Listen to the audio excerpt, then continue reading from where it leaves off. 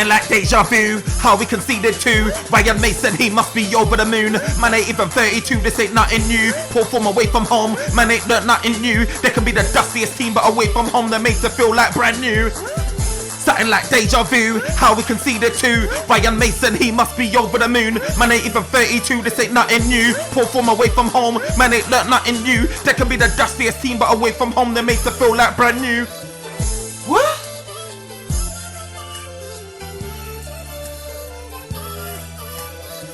Yo, this is the OT99 Bantering, where opinions are shared and smoke gets served. Look, we're back again with another show. It's your boy Therms, and I'm joined today by Edwin. And today we're gonna chop up our away game against Tottenham.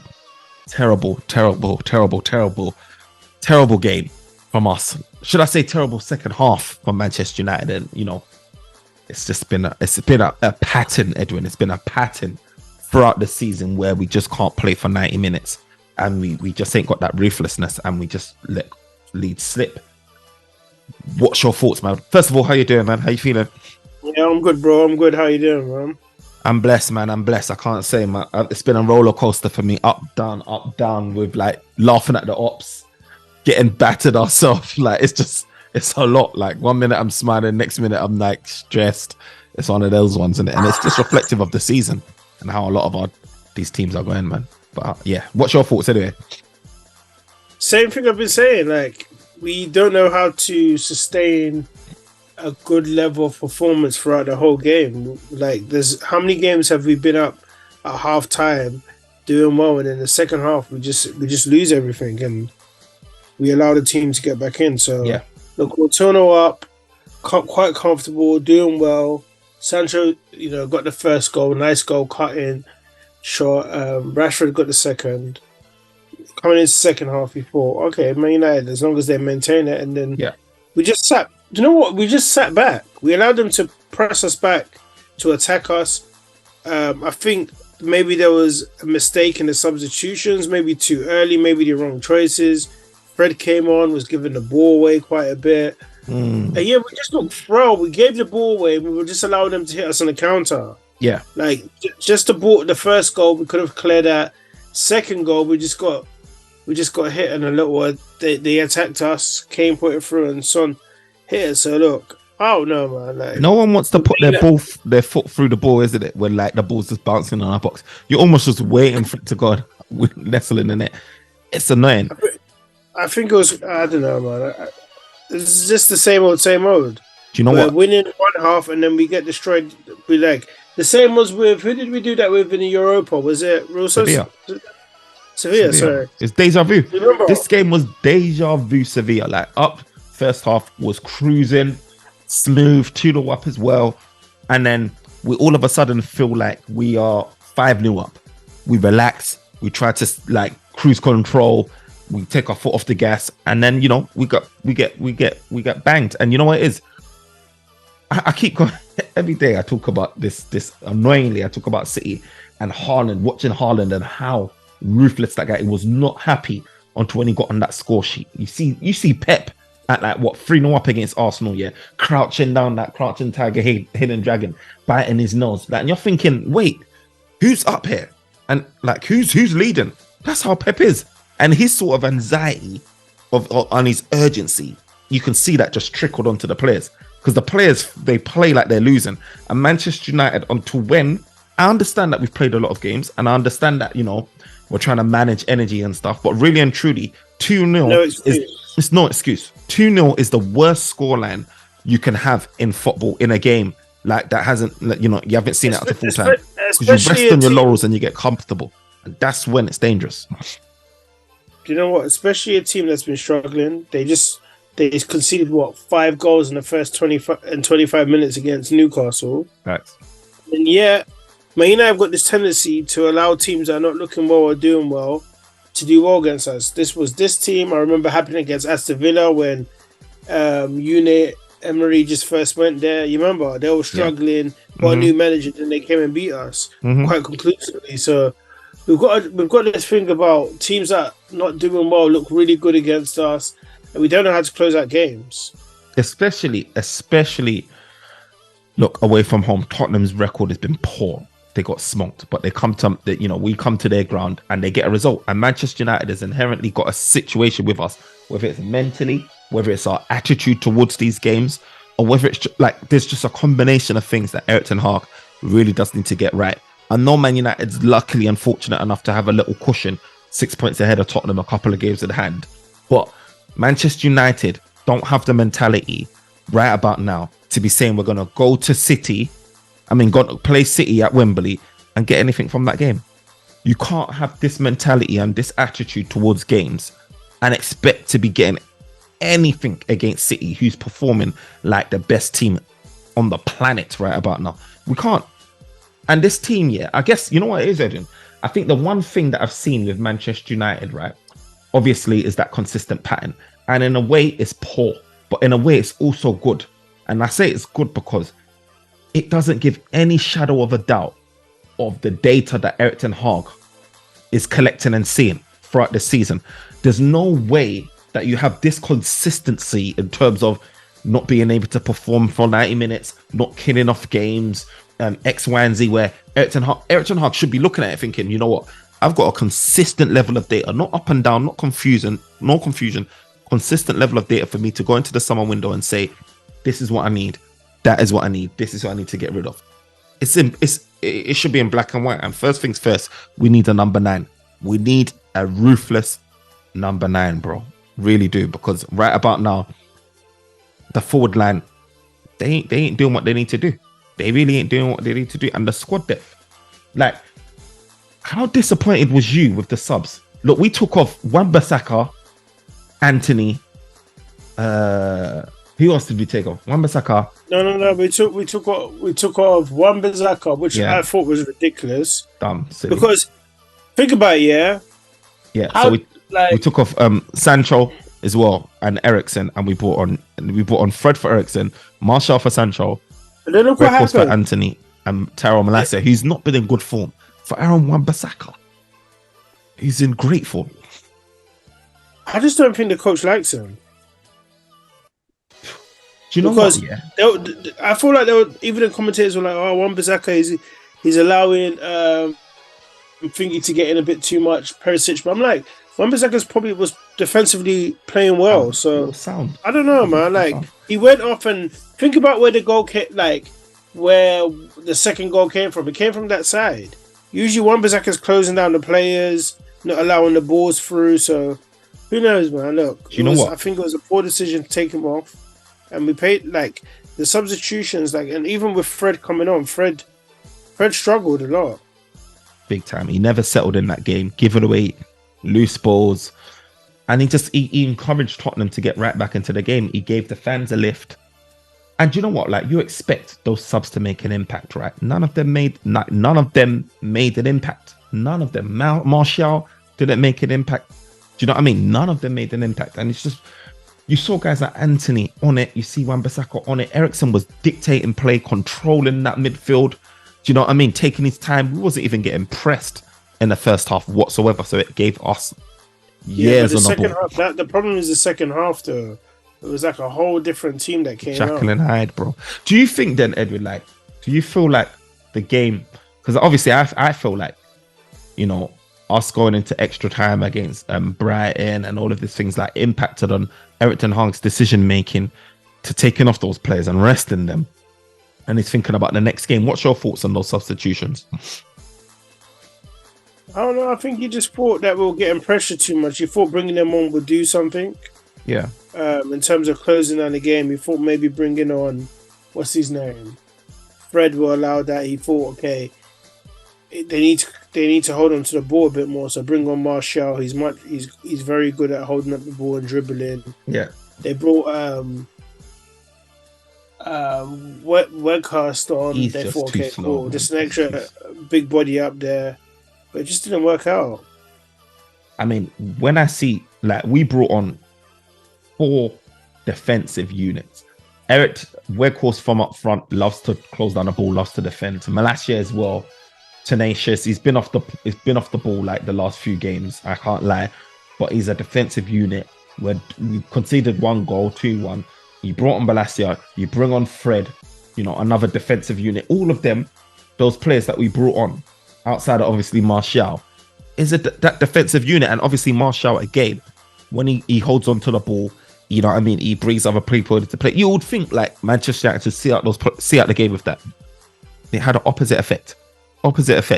And really and truly, like Manchester United, this is the issue of Manchester United. People say, oh, we've got a big squad. Or people say, oh, you know, we've got squad depth. What is the quality? Like, we can't be relying on Fred, right? That has a worldy game one game. And then, you know, another game, he's just off the pace. And it's worlds apart. We can't be afforded to be bringing guys like Weghorst off the bench, having zero impact. Like, we need a quality squad depth. And the only person really and truly that comes off the bench and does anything is Garnacho. And he's injured. He's probably not even going to feature anyway because he's going to the World Cup. Do you know what I mean? So, look, Eric Ten Hag, man. I'm hoping that he's taking in this information and goes crazy in the summer and lets players go, man. He needs to let players go. Get some money for them if he can and bring in a whole new set of guys, man. He really does. I'm tired of this team, bro. Up, down, left, right, bro. We need consistency. That Edwin, we've got you see City playing against Arsenal. You saw the level at what City was playing at was stupid. Like, it was a joke. Yeah, they pressure like Man United. We like think about the way we play. We don't really press no more. Yeah. Like the Liverpool game, that's probably one of our best games during the season where, like, we were pressing even against, you know what I mean? Like, well, we weren't pressing. We stand off and allow them to attack us, then we try and recover after. Fam, I remember in the beginning, like the first half of the season, Man United being up there for, you know, the team that ranked the highest or one of the highest in winning the ball back in the opposition's half, making those transitions and creating chances from that. I remember Manchester United being up there. I bet if we look at those stats again, if it's out there somewhere, Man United's not going to be up there at all. And it's just frustrating. And I feel like, again, is it a mentality thing? Are these guys running out of steam? I just don't know what it is. Is it like they're adjusting to a new style and it takes a lot out of you? Because you know when you're trying to do, like, I don't know, like you try to do boxing. You ain't done boxing. What? You try and learn a new thing. It takes a lot out of you, bro. And I just think, like, I don't know if it's excuses I'm making up. But you know what it is? You know why I can't say that? They played too many times together. Like, yeah, it's not preseason no more. Like, where like they played 30, 40 plus games together this year. Yeah. Like, so what is it? Should be some. Huh? Is it fatigue? What is it? Or is it just the mentality? But you know why I can't say that? Because you know why I can't say that? Look at. Okay, there's different levels. Look at Man City or even Newcastle. They're playing as much regular games as we do, but they're not, like, you know, we can't use that as an excuse because all other teams are playing as well. No, I do feel like I think even up until now we have played the most games in Europe. How many more games we've played than, you know, the next team? I'm not 100% sure, but we have played the most games in like the top 5 leagues, I think, up until now. Yeah, but it probably falls hand in hand with like teams that are still in cup games, teams that are still in the Europe. So, do you know what? I'm not using that as any excuse because every team has to play. They know their schedule. Yeah. It's just, I don't know. Sometimes it's just, do you know what it is? It's like we said, when you look at Man City and Haaland, all of them kind of like had the energy. Man United seems to just switch off a bit. They're like, oh, it's like, there's a point where they're not bothered or they feel like they could just sell through it, you know? What's your thoughts on your nemesis, man? Bruno Fernandes? Setting up Rashford from deep. Yeah, look, he had a good game. He set up Rashi. How did he miss that overhaul ball? I'm not sure. Was he involved in the first goal? I can't remember too tough. He may have been. He may have been. Maybe the pre-assist. I can't remember, but I know that. Yeah, but I know that was a great ball over. He had a good game. Look, there was times where he was a bit selfish. He shouldn't. He should have passed to the shoot. You know, he had a chance to potentially win the game for us. How did he miss that ball? Let's be honest. He took the ball well, beautiful roll through his leg, but all that doesn't matter if you don't put the ball in the. And the thing is, I'm not too sure why he toe poked it. Like, I feel like he's got this thing. Sometimes he just wants the back of the net. So he should have just focused on either placing it or dinking it. Look. Great chance to score, but I think overall he had a good game. He had a good I game, you know. know. I mean, that's the thing. I mean, he had a good game. I mean, those chances you've got to be putting it in the back of the net. And equally, we could be walking away if they're losing this game. You know, Dyer had an open net header, went wide. Like, so, but I just feel like Manchester United could have been 4-0 up. You know, and you just look at certain, like Rashford, sometimes he plays well, he gets on the end of that, you know, that ball from Bruno, scores well. Then you see him running into defenders and just a brick wall, just run into guys instead of like playing smart. He just tries to take on the world, and I don't like that side of his game either. And then, you know, it's just old traits, old habits die hard. Old habits die hard. And I think right about now, we're going through that teething phase of trying to eliminate those old habits. It really is, but it's just frustrating to watch when you know that Man United can perform at a certain level, which we've been performing at. It's stressful. But I must say, man, what's your thoughts, though, Edwin, on Harry Kane, though? Harry Kane, was he showing you glimpses of what he could be doing for Manchester United? Dropping in deep, putting through Son. We don't talk about players that don't play for our team here. Sorry. Look, we can't talk about players. He's not our player. Respect to the guy. Look, do you know what it is? Yeah, but all jokes aside, I feel like it's going to be hard, isn't it? Because Tottenham are not going to try and let him go. He's going to be in his last year of his contract. We know how Levy is very stern. Look, Kane will always do something, whether it's score, assist. It was a good assist. You know what I mean? Mm-hmm.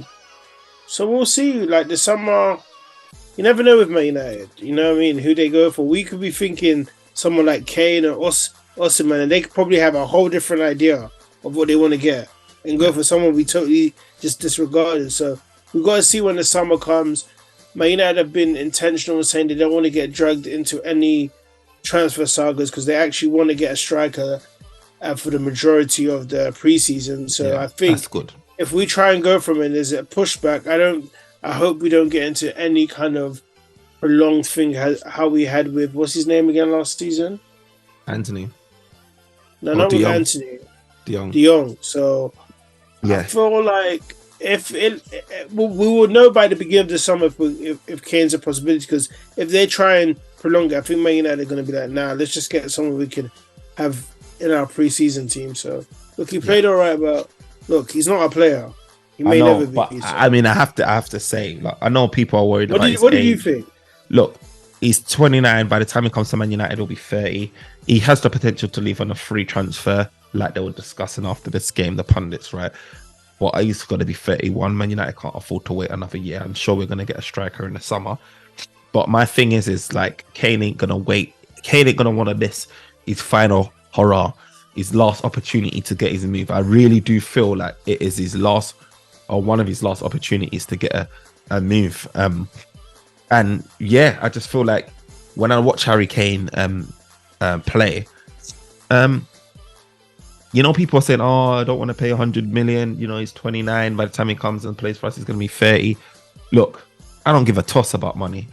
I don't give a toss. Look, especially if you get taken over, I don't care.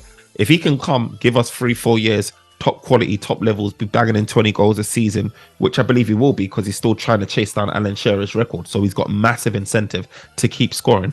I don't care about, look, no one's talking about Anthony's 100 million that much as it was before. Do you understand? People will talk if he's not performing. And Harry Kane is going to perform. He's going to create and he's going to score because the evidence stacks up. Obviously, there's risk, but the evidence stacks up more than even Osimhen. And I'm one other thing, 100 million. I'm not spending 100 million. Man. Bro, I don't care. Look, if you got the Qataris, who cares, bro? If you keep saying the Qataris, bro, I don't. All right, bro. Listen, yeah. Bro, Don't say it. Don't say it. Where do you get your boy? Where do you get R? Where do you get R? Allow it. Where do you get R? Allow it. Where do you get R? Look, we're getting the full takeover. We're getting 500 M's transfer kitty, bro. You know what it is? The way how Kane plays it, he doesn't need speed. So where people are saying, oh, he's only going to get X1 number of seats. Look, this guy, if anything, will turn into a midfielder, a deep line playmaker, a supporting striker. He doesn't need speed in order to do what he does. And he hasn't been using that speed for a long time now. So I reckon, look, Man United can get a good 5. people may not think it. I recommend United can get a good like 4 or 5 years up and calm. It'll be easy, and it will give us enough time to buy the perfect striker. Because I know Osimhen is, decent. He is good, fast, strong, can score all types of goals. But really and truly, he's not the best striker we've ever seen. I'm sure like you can get a better striker out there than Osimhen. It allows us to buy time whilst having a proven striker that's been doing it in the league season in and season out, to identify that person that can give us the youth and all arounder. It may even buy us time to get Mbappe. You get me? You have to. Okay, do you know what? Let's just, bro. You want this Mbappe at the team, innit?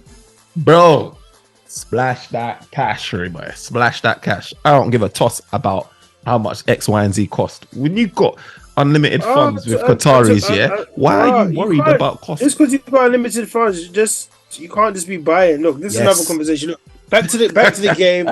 Look, Man United didn't do well. 2-2. We got Aston Villa next. Look, let's be honest, Edwin. Let's be honest.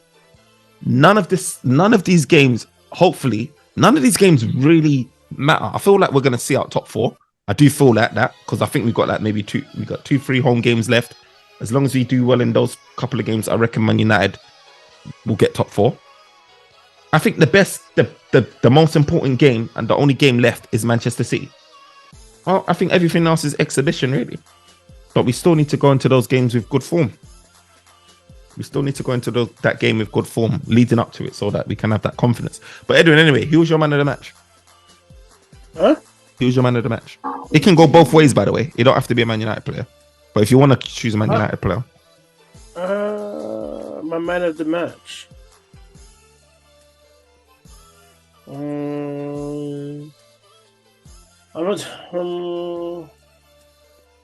Maybe Bruno played the best for our team overall. I think he played well as well. Shaw played well in centre back. When you look at the team, it has to be probably Bruno, isn't it? But the only minus I have for him is not putting away that chance he had. That's the difference between great players, isn't it? The ones that are able to make to score those goals that you really need. The Bruno puts that in. And he continues it. Like for someone on a goal drought, you be expect them to try and make sure that ball goes in, not trying to toe poke it to the. You know what I mean? So maybe Bruno. Like I've never given a man of the match for the other team, but Bruno was still trying to nutmeg man at the end of the game. Last man. I think he's the last man on the trying to nutmeg. What about you? Who you guys man of the match? Man of the match. I'm gonna give it to, you said his name already, Luke Shaw. I felt like the partnership between I think Luke Shaw had a really good. I feel like the partnership with Lindelof is starting to build off.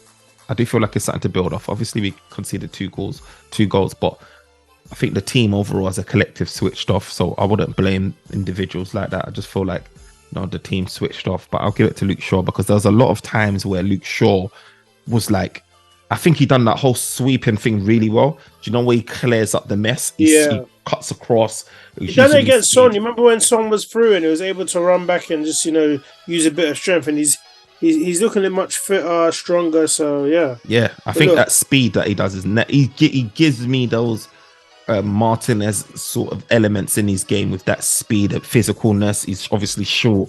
He can play out from the back as well. He's comfortable with the ball. Look, Luke Shaw, right? I'm telling you.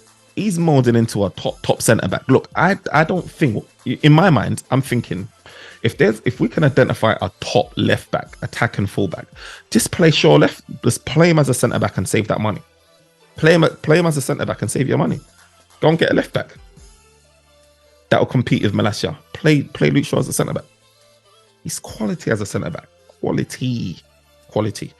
Do you know what I mean? And I think he's going to act as great cover for Varane, because we know Varane ain't making it through a whole season. But the problem is, if we still have to buy someone, then we have to buy a left back. Yeah, we can buy a left back. Yeah, left back, man. Go and get Cancelo in it. No, you know what? I like seeing Shaw at centre back, but if he stays at left back, fine, and then we can try and look at getting a centre back, whoever, Timber or the Napoli Kim Min Jae or whatever it is. But look, I'm so happy that he plays that well as a centre back, because that speed and it's amazing, and his physicalness.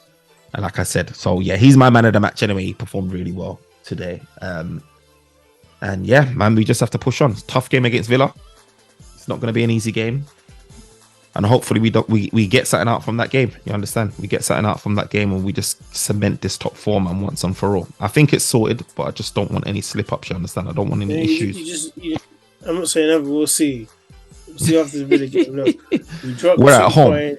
That's the positive. We're at home. Villa's on form, but we're at home. And at home, we're all right. As I said, we'll see.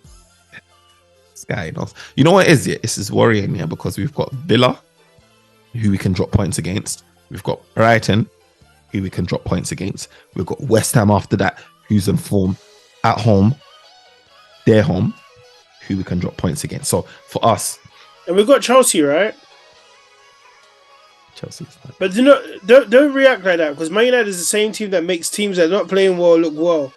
Look, we gotta be careful before Chelsea come and move to us. Like, you know what I mean? Like, by then, yeah, Edwin, the top four, because that's like second to last game. I think by then, if top four ain't sort of solidified, then we're playing games. But if that means those games that we lost again, that means we dropped serious points against Villa, Brighton, and them teams there, because that's second to last game. If we're still trying to fight for top four, then yeah, we're doing what we do best, isn't it? Making a mountain out of a molehill, isn't it? But anyway, guys, thank you for joining in the discussions. Thank you for tuning in. Remember to like, comment, and subscribe. Let us know your thoughts. Let us know your predictions against Villa. Let us know if you think we're going to get any result against City. Obviously, we're going to be discussing that as time goes on. Let us know what your thoughts are, man, with today's performance, man. Who was your man of the match? Who needs to go? Who needs to stay? What do we need to do to fix our mentality away from home? Look, until next time, Aston Villa, that is Sunday. Peace. Peace.